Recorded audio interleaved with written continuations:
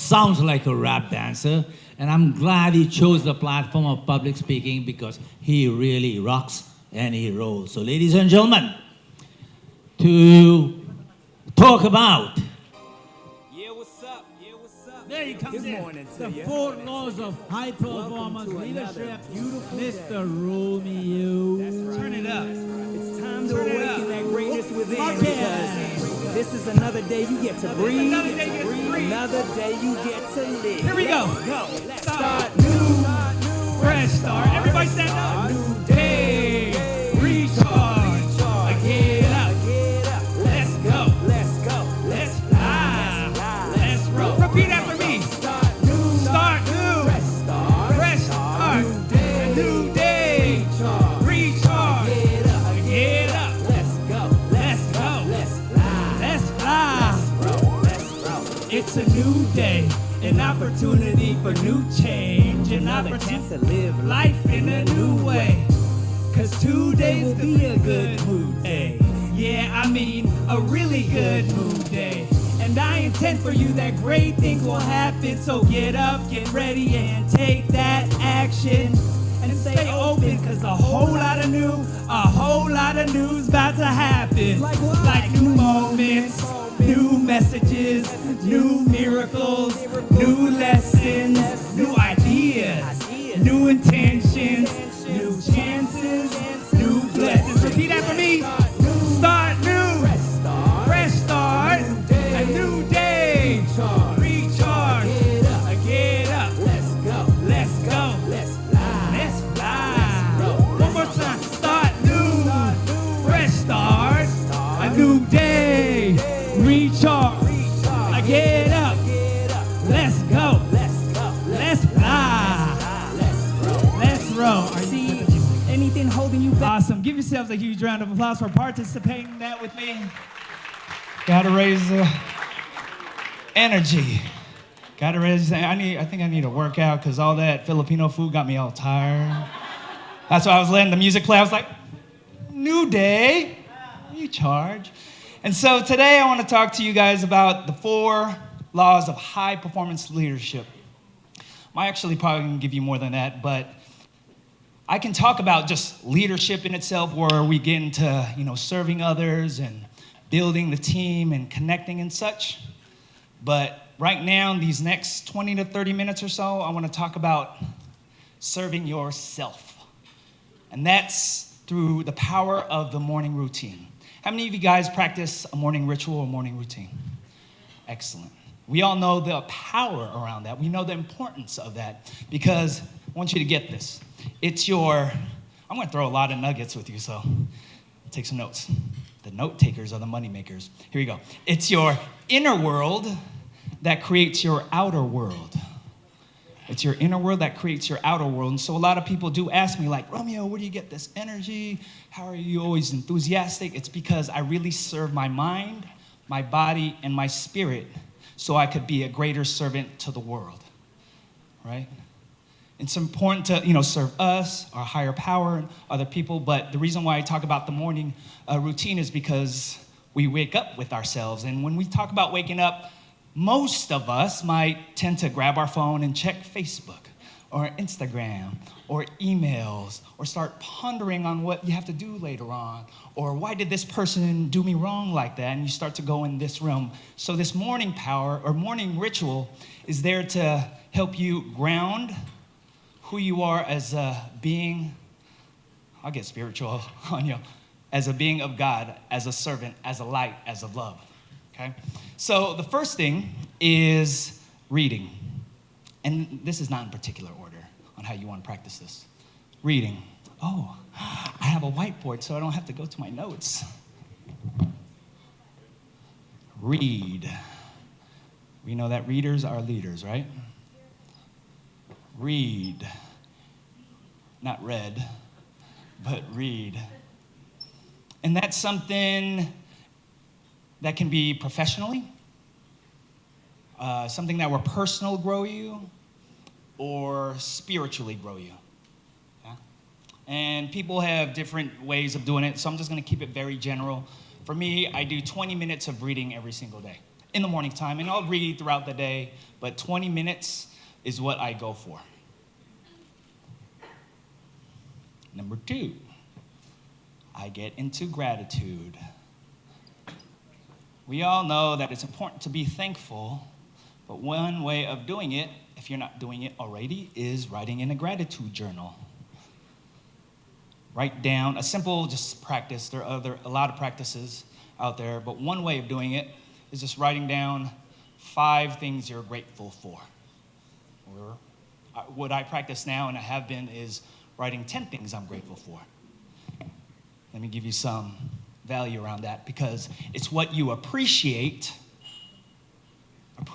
What you appreciates. It's like real estate, right? When you're adding value to your life, for yourself, you're really adding value out there into the world, and that heightens your performance as a leader. And so, as far as gratitude, I simply just say, I'm grateful for my family. I'm grateful for my wife. I'm grateful for the opportunities that are happening. I'm grateful for God blessing me to live today. I'm grateful for being Filipino. I'm grateful to be a servant of God and to live my life to the fullest, and on and on and on. And sometimes you might go, I ain't got nothing to be grateful for. And that will happen, but just think about like what's going on right now, because even though there are a lot of bad things or challenges or circumstances that you don't agree with that are happening, there's a lot of great things that are happening in your life. If you're breathing, if you're seeing, if you are connecting with the people around you, if you're a part of PAPS, that is something to be grateful for. So gratitude is key. Gratitude leads to greatness. And then I meditate. Meditate. Meditate. I know. Meditate. If that gets you into meditation, I'm all for it. So meditate. Now, my mind, I don't know if you struggle with this, my mind goes, I can't stop, and I start thinking about all these different things, so obviously it's a practice just like any other thing. And so you could start out with 1 minute, just quieting yourself. Just focus on breath. And there's a lot of technology or science technology around it and the points of it. I don't want to get in too depth with it, but let me just put it just plainly in a spiritual way. Praying is when you talk to God. Meditating is when God talks to you. So that leads to clarity. That allows you to tune into answers you've been maybe wondering or struggling, because, we'll ask different people, our mentors, our mastermind groups, our friends, our family for advice and on and on. But you could just tune into your intuition, because we all know God, intuition, heart, higher self just knows. Right? So for meditation, I simply will just play some guided music. You could just YouTube meditation music, and I'll just focus on breathing. And I'll go through a routine of I'll even do the Our Father to really ground myself, right? Our Father who art in heaven, hallowed be thy. And sometimes I'll go, Our Father who art in heaven, hallowed be thy. What do I have to do today? Where am I going? Oh, shoot, I forgot this. And then I go, okay, Our Father who art in heaven, hallowed be thy name. I'll do that, I'll ground myself. And then this is what I do. I don't even know if this is the right way of meditating, but it works for me. So again, do what works for you. It's a buffet. So after I do that, I will send love and blessings and prayers to people out there. Maybe it's somebody I connected with. What comes from me right now is, if I were to do meditation, I would send a lot of love and light for the attendees who are, in their speaking path to grow it, to serve on a greater level. And if for those that are wondering if they should join PAPS, I would send love and light and positive energy to let them know that this is a community you want to be a part of. It's just grounding yourself a part of like that. And that's speaking truth, right? It's really truth. And then I go in silence and I go, whoever your higher power is, I go, so God, what do you want to share with me today? What is the message you want me to lead out there into the world? Right? It's all grounding work. And so, check this out. I would download these different messages, right? And then I put them on Facebook. And people would go, oh, that's cool. I needed to hear that. thank you. And I would just continue like to download. I was like, oh, okay. And then I started to question myself. I'm like, am I making this up? And no, God was like, it's me, don't you? It's not about you. You're just a messenger. You're just a vessel, right, as we are as speakers.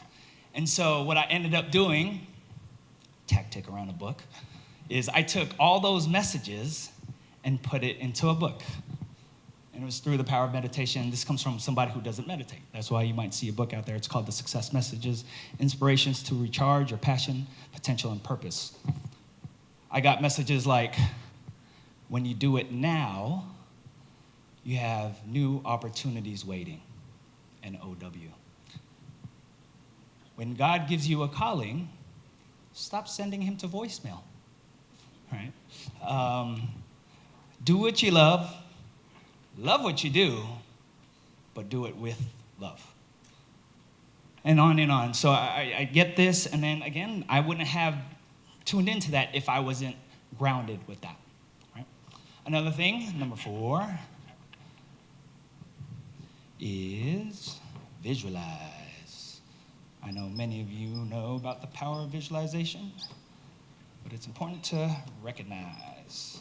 Again, envisioning your goals, your dreams, what your day is going to look like. Now, I've heard about visualization and mental rehearsal when it came to sports, right? But where I really got into it is when I read in Jack Canfield's The Success Principles book, the story about Jim Carrey.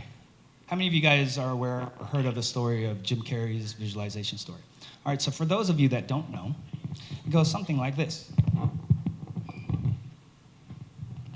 So Jim Carrey wanted to be a comedian, Canada, he was cleaning bathrooms, had the vision, ended up going to LA, doing what he did, and auditions, working or whatnot. But every single day, he would drive up Mulholland Drive, go to the top of those mountains, open up the door, step out, look over the city of Los Angeles, and go,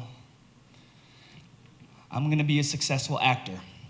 All the great directors, writers, producers are going to want to work with me. I'm going to be a successful actor. Envisioned it, saw it, went back into his car, boo, did what he did. Next day, open, I'm going to be a successful actor. All the great directors, writers, producers are going to want to work with me. I'm going to be a successful actor, and I'm sure he said more. Boom, went in his car, did it again. I'm going to be a successful actor. All the great directors, writers, producers are going to want to work with me. I am going to be a successful actor. Now, did you notice how I did it the first time, the second time, and the third time? I started to own it. First it's like, I am going to be a successful actor, I think. Kind of. But once you start to do it over and over, just like speaking and rehearsing, you start to own it. And obviously, whether it be, I think it was through Dumb and Dumber or The Cable Guy, he ended up, becoming this big star and earning $10 million. A picture. And so I read that story. I was living in LA, graduated from UCLA's theater program, and I go, all right, let me see if this visualization thing works. I imagine myself working with Jim Carrey. 2 weeks later, I get called onto the set on the number 23 to work with Jim Carrey. It's extra work being a student. Now, we're on set with the extras. Jim Carrey's right there. He does his thing. First assistant director goes, all right, everybody get off set. We have to change the film, and we'll call you guys back on when it's time. All right. So we go to the snacks area. We're eating, talking with the other actors, aspiring actors. How long have you been acting? Where are you from? And on and on. And then Jim Carrey comes through the door. And I'm like, oh my gosh. In my head, oh my gosh, it's Jim Carrey. Visualization works, right? But what really happened was this. What's up? And then I went on and did my thing, right? So 10 minutes later, first AD says, everybody get off set, and everybody leaves except for me and Jim Carrey, because I just read this story. So I go up to Jim professionally. I go, hi, Jim, I'm Romeo. He goes, hi, Romeo, I'm Jim. I'm like, I know. And I didn't have to repeat the story to him. And I go, so, Jim, does visualization work? And I quote him verbatim. He goes, Romeo, it works. I really try to tell people that. I'm like, for real? He goes, no, for real. And then, as many of you know, he wrote himself a check for $10 million for acting services rendered. And it was a check, and I said, why did you do that? He said it was a way for me to see my dream visualization that I was gonna make that much money as an actor. And I told him, I said, yo, I envision myself making that much money as an actor one day. And when I said that, he went, oh, really? Like, wow, I inspired you? So, the work that we do as leaders, as speakers, as, entrepreneurs, we are servants, and we don't know the impact we're gonna play on people. And so after that, we started connecting and talking, and I wish I could say me and Jim Carrey are buddies, but, sometimes we are passing through people's lives for a reason or for a season, and he came at the perfect time to let me know, spiritually speaking, that visualization works. Number 5, I don't want to get too much into it, and that is working out. Because we all know the importance of that, but we don't always practice that, and I'm guilty of that too. How many of you guys work out? Raise your hand. How many of you guys really work out? Raise your hand. Okay. So whether, I'm not a health expert or anything, but just get into movement. Because what movement does, it creates energy. You're generating energy. And as a leader, once you generate energy within yourself, you're able to generate energy within your team, your business, which helps them move. Again, like attracts like. Energy creates energy. Tony Robbins says, emotion is energy in motion, right? So it's important to, get that energy going. I want to backtrack a little bit. So for gratitude, I don't want to just talk about it. I also want us to practice this right now. So in a moment, I'm going to give you guys an opportunity to write down 10 things you're grateful for. Again, it could be your experience here, the people you met today, your family, the opportunities you're going to put out there into the world, anything, whatever comes up for you. And you could play track number 2. Yeah, so I'll give you about 2 minutes. Some of you might finish, some of you might not. But just write down 10 things I'm grateful for. And just, you don't have to make it too loud.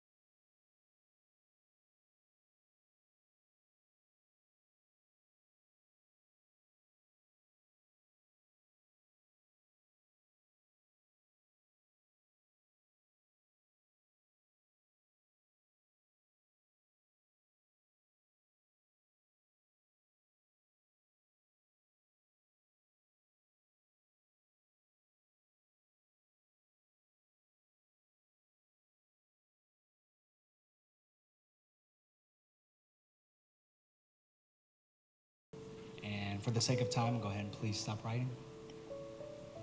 Cool. So again, it's just grounding. It's grounding that energy. There's a John Wooden quote that somewhat relates to this, and he says, do not let what you cannot do interfere with what you can do. There might be a lot of things you can't do or what we worry about, but again, there are a lot of things you can do that you've created and have been successful in. So, as a speaker, as somebody who does a lot as a servant out there into the world, we get overwhelmed and our battery starts to run out, like our phones, it gets in that red, and soon enough, it just is dead. And that's how we sometimes feel if we overload ourselves with work. And so one of the laws or principles I want to share with you is creating a joy list. A joy list. Doing things, you can make a list of things that cost money and the ones that are free. You don't have to do this now, but you can take notes on this. Again, this is all fueling your soul. It's getting that recharge, that reboot, that refuel. We all need gasoline for the car, right? So something that costs money, that brings you joy, for me, is like a massage. Yeah. What's something that brings you joy that might cost money? Children. Chicken joy. A chicken joy list. That's good. Chicken.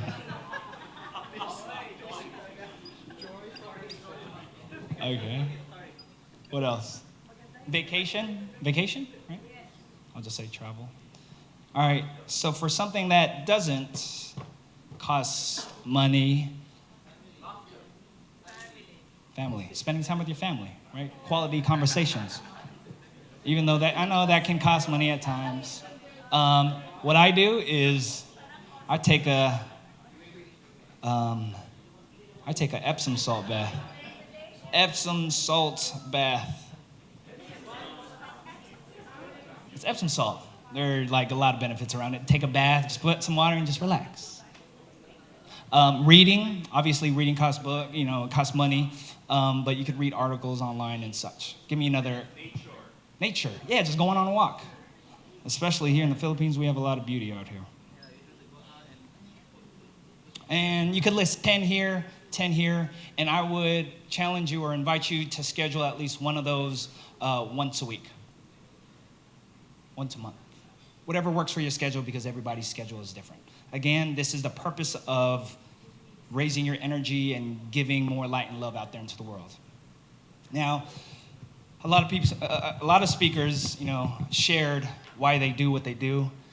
For me, it's my family, and I value family a lot, as we know in the Filipino culture. And so my dad, as I mentioned yesterday, he's been a great role model for my life. And I remember I was doing a workshop out there in South Carolina, on the East Coast of the United States. And I remember I got a call from my mom that my dad was sent to the hospital. I was like, my dad was sent to the hospital? Because, my dad was just like the tough guy. If he gets hurt, he doesn't show it. If he, there's a cut or a scar, he doesn't put a Band-Aid on it. And so when I knew something happened, it had to be something serious. And so I called my dad after the workshop when he arrived there. I call him. I go, "Hi, Dad." And then he goes, "Hi, Anak." And I go, "How you feeling?" And then there was silence. And I could hear him crying on the other side of that line.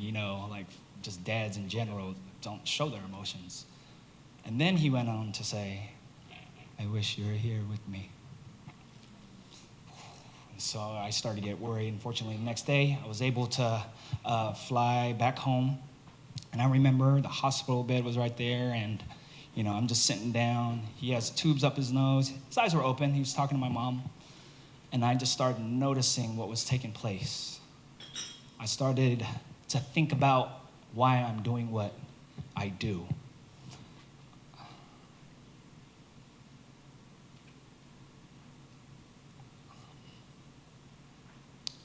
I started to think about how my dad traveled from the Philippines to the United States and sacrificed everything to raise me and my sister. And so I wanted my dad to be alive so I can show him he's provided so much, and I want to show him so that I want to continue the legacy that he's created for me and my family. Fortunately, through prayers and surgery, he's alive, he's better, he's well. And so I know some of you guys want to clap. Go ahead and clap.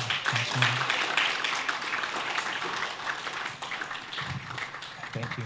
And so I bring that up because now those moments where there's challenges, those breakdowns, those times where we feel like they're not going in our favor, and when something like that happens, it's to shake ourselves up to make that greater change, because otherwise we'll just settle and become in our comfort zone. And so now as I live my life and I do what I do, I think about why I'm doing it. And so it's not just for my dad, but it's for the Filipino culture. It's for just humanity. Because for the longest time, I've kept it inside because I was afraid of what other people might think about me. I was afraid of being rejected. I was afraid of not being good enough. How much more time do I have? 3 minutes. Okay, cool. I am going to do this. So I want you to think about, in fact, go ahead. Everybody sit up in your chair. Sit up in your chair. Take a deep breath. Let it out. One more time. Take a deep breath. Let it out. And go ahead and close your eyes.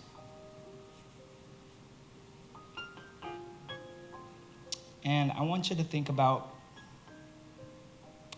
somebody in your life.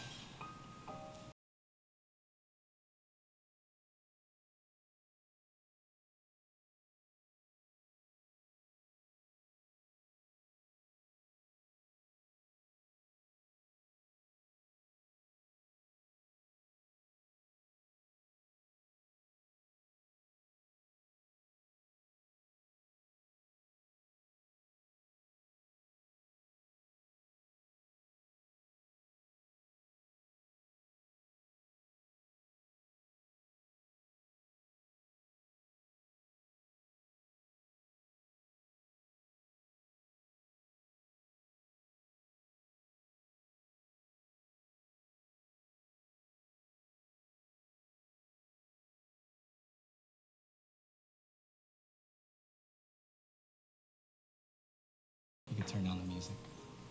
And so I don't have enough time, so I'm not going to do it. But before the week ends or before the day ends, I invite you to write a letter, give a call, send a text to that person to let them know how much you appreciate them and that they play a big role in what you're doing. My time is up, and it's time to live your light to the fullest. Thank you.